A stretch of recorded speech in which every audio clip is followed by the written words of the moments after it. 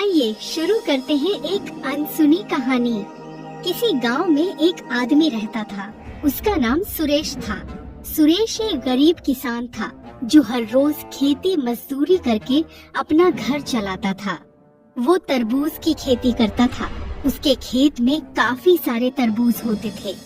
सुरेश एक बहुत अच्छा इंसान था। हमेशा सबकी मदद करता था। किसी भी जरूरतमंद को वो मना नहीं करता था। सारे गांव वाले उससे हमेशा खुश रहते थे। एक दिन की बात है, जब सुरेश अपना काम खत्म करके घर को जा रहा था, तभी एक बच्चे की आवाज आती है। वो कहता है, अंकल मुझे भूख लगी है, क्या आप मुझे कुछ खाने दोगे?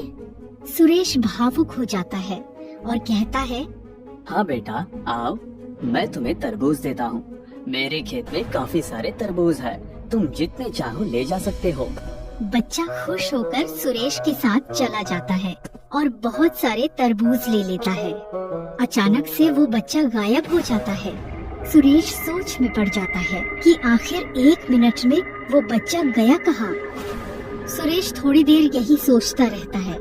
उसके बाद वो विचार करता है, क्यों ना मैं कुछ तरबूज घर ले जाऊं और घर वाले खा पाएं। सुरेश तरबूज तोड़ देता है और अपने साथ ले जाने लगता है। वो निकलने वाला होता ही है कि उसे एक अजीब सी आवाज सुनाई देती है। वो पीछे मुड़ कर देखता है कि कौन है। एक चुड़ैल पेड़ के नीचे बैठी थी और उसके साथ उसका बच्चा भी था। वो बच्चा कोई और नहीं होता, वो वही था जिसने थोड़ी देर पहले सुरेश से खाना मांगा था। सुरेश उसे देखकर डर जाता है और कहने लगता है, क्या क्या चुड़ैल, तुम यहाँ क्या करे हो? और ये बच्चा छोड़ दो उसे। चुड़ैल चुड़ैल, उसे कुछ मत करना, चाहे तो तुम मेरी जान ले लो। चुड़ैल उसे देखकर और उसकी बात सुनकर हंसने लगती है। सुरेश ये सब देखकर चौंक जाता है और कहता है, हंस क्यों रही हो तुम? चुड़ैल मुस्कुराकर कहती है, डरो मत सुरेश, मैं तुम्हारा कुछ नहीं बिगाड़ने वाली हूँ। और ये बच्चा, ये तो मेरा बेटा है। सुरेश कहता है, क्यों झूठ बोल रही हो? ये तो इंसान है और तुम चुड़ैल। चुड़ैल कहती है, हाँ, मैं पहले एक इंसान ही थी, किसी धोखेबाज ने मुझे मार दिया। सुरेश भावुक हो जाता है और कहता है, क्या कहानी है तुम्हारी? तुम मुझे बताओ, कैसे हुआ तुम्हारे साथ ये सब?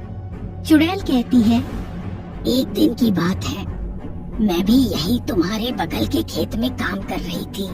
मेरा भी खुशहाल परिवार था। मैं भी तरबूज की खेती करती थी। मेरे खेत के तरबूज काफी रसीले और स्वादिष्ट होते थे।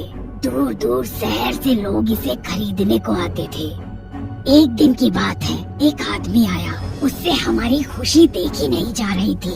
उसे जलन होने लगी कि लोग उसके तरबूज नहीं लेते हैं और मेरे सारे ले जाते हैं। गुस्से में आकर उसने एक दिन मुझे मार दिया, पर ये मेरा बेटा बच गया। तभी से मैं यही चुड़ैल बनकर भटकती रहती हूँ और मैं उस इंसान से बदला लेने की कोशिश में हूँ। जिस दिन वो मुझे मिला, मैं उसे मार दूंगी और अपना बदला लूंगी। सुरेश उसकी कहानी सुनकर काफी भावुक हो जाता है और कहता है, अगर तुम्हें कभी मेरी जरूरत पड़े तो बताना। चुड़ैल कहती है, तुम बहुत अच्छे इंसान हो। तुमने मेरे बेटे की मदद की, उसे खाना दिया। अगर तुम्हें कभी मेरी जरूरत पड़े तो बताना। इतना कहकर सुरेश अपने घर को चल देता है। जाते जाते उसने जो तरबूज बांध कर रखा था, उसे ऐसा महसूस हुआ कि वो और भारी हो चुका है, जैसे उसका वजन बढ़ गया हो। सुरेश थकने लगा और रुक गया। थोड़ी देर चलते ही उसका घर आ गया। उसने उसे खोलकर देखा तो वो आश्चर्य में पड़ गया। उसकी आंखें खुली की खुली रह गईं। उसने देखा कि सारे तरबूज सोने के हो गए हैं। वो खुशी से पागल हो जाता है और कहने लगता है, अरे अरे अरे, ये चमत्कार कैसे हुआ? मेरे तरबूज सोने के हो गए। जरूर इसको उस चुड़ैल ने क्या होगा, कल ही मैं उसे धन्यवाद करूँगा। सुरेश को पता नहीं होता कि उसकी सारी बातें बाहर खड़ा एक आदमी खिड़की से सुन रहा होता है। वो आदमी सोचता है, अच्छा, तो इसके खेत में सोने के तरबूज है, क्यों ना मैं सारे तरबूज ही ले जाऊं और अमीर बन जाऊं। सुरेश के सारे तरबूज अब मेरे हैं। मैं इसे एक भी नहीं लेने दूंगा। सुरेश सोच में पड़ जाता है। चुड़ैल ने मेरी कितनी मदद की, आज उसकी वजह से मैं अमीर हो जाऊंगा। मैं जल्द ही उसको मिलूंगा। सुरेश को पता नहीं होता कि उसके सारे तरबूज आज चोरी होने वाले हैं। वो आदमी सारी बातें सुनकर सुरेश के खेत की ओर चला जाता है। वो आदमी कोई और नहीं, वही आदमी होता है जिसने चुड़ैल को मारा था। वो राजू ही था जिसने लालच में आकर चुड़ैल को मार दिया था। खेत में जाते ही राजू सोचने लगता है, यहाँ इतने सारे तरबूज हैं, अब तो मैं अमीर हो जाऊंगा। यहाँ से सारे तरबूज ले जाकर शहर में बेच दूंगा। राजू एक तरबूज निकाल ही रहा था कि उसे कुछ आवाज सुनाई देती है। वो इधर उधर देखता है पर उसे कुछ नहीं दिखाई देता। अचानक फिर से कुछ आवाज आती है। राजू कहता है, पता नहीं कौन है, लगता है मेरा दिमाग बच रहा है। और फिर से तरबूज तोड़ने लग जाता है। राजू अभी तरबूज तोड़ ही रहा था कि अचानक से उसके सामने चुड़ैल आ जाती है। राजू डर जाता है।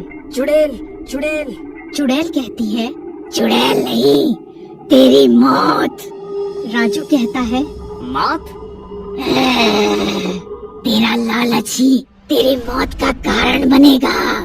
याद है तुझे, कुछ साल पहले ही तूने एक किसान औरत को मारा था जो तरबूज की ही खेती करती थी। मैं वही हूँ। मैं कब से इंतजार कर रही थी कि तू मुझे मिले और मैं अपना बदला ले सकूं। राजू कहता है, क्या तू वही है? कृपया मुझे छोड़ दे, मुझसे गलती हो गई। ऐसे कैसे छोड़ दूं? पहले तो तुमने मुझे मारा और आज सुरेश को बर्बाद करने आया है। मैं तुझे नहीं छोड़ने वाली हूँ। राजू गिड़गिड़ाने लगता है और माफी मांगने लगता है, लेकिन चुड़ैल उसकी एक नहीं सुनती और वो राजू को गला दबाकर मार देती है।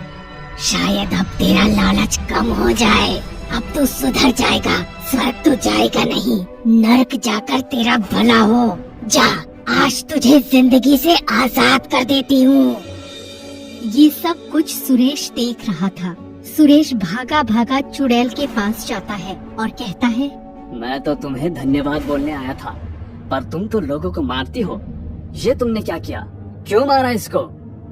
चुड़ैल उसको अपनी सारी कहानी बताती है कि ये वही राजू था जिसने उसको मारा था और आज वो सुरेश के तरबूज चोरी करने आया था, इसीलिए चुड़ैल ने उसे मार दिया था और आज चुड़ैल का बदला पूरा हो गया था।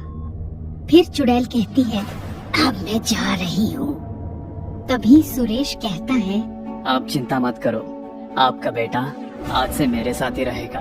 मैं उसका पूरा ख्याल रखूंगा अच्छे से।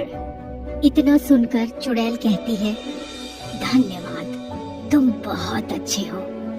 और वो गायब हो जाती है।